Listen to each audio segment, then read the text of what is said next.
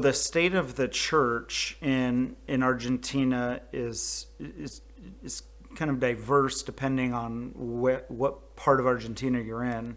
The statistic is about 9% of Argentina is considered Protestant, but of that, about 8 or 7% is pretty Pentecostal.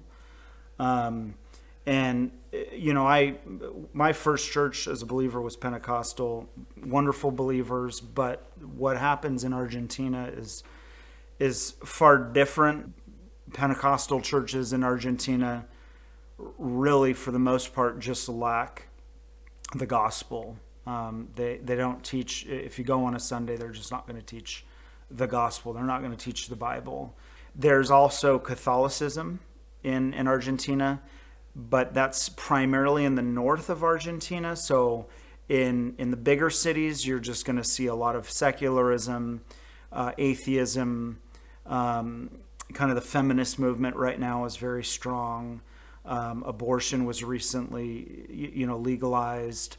So very secular in the big cities. As you go to the north of Argentina, you're going to see a lot of syncretism, which is basically the blending of religions. So it's like having a potluck or what is it called? A buffet, kind of a buffet of religions, and you can kind of just pick and choose different things. So there's a lot of earth religions that is mixed with Catholicism. So it's really something that isn't really what we think of as Catholicism in the States, if that makes sense. We wanted to go to Argentina because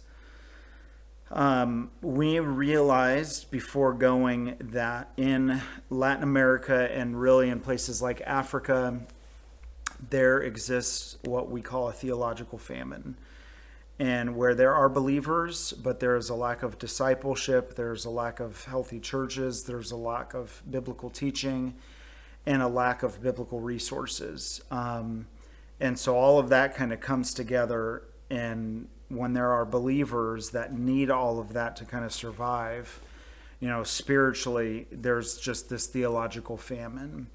And so in many ways, Argentina, Latin America has been kind of evangelized, but it's needing to almost be re-evangelized because there exist so many unhealthy churches, and because there just exists in so many communities no churches at all. So we realized that, and that kind of just fit with our skill set, with my desires for what we wanted to do in missions.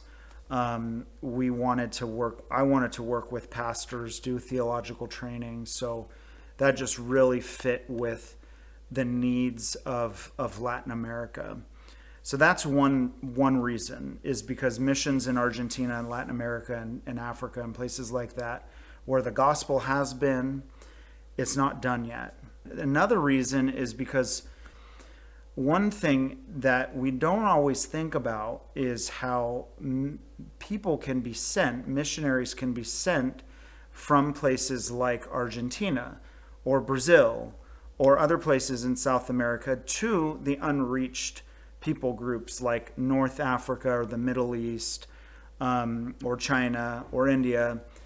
And so that's actually something that is happening that we don't always see.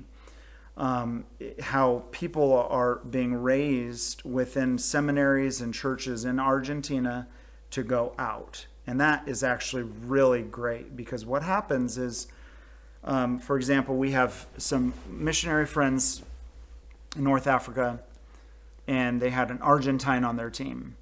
They say they're some of the best because their culture is similar. Maybe their skin color is similar. Sometimes the passport, the name, the country of their passport country is maybe not as kind of, is a little bit more neutral. So there's not as many conflicts.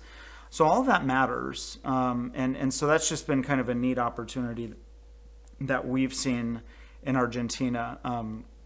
In fact, in about a month, I'm traveling to Spain to work with some people in Spain that have the possibility of going into places like North Africa to do missions. And so there's just some neat opportunities that are happening in that context.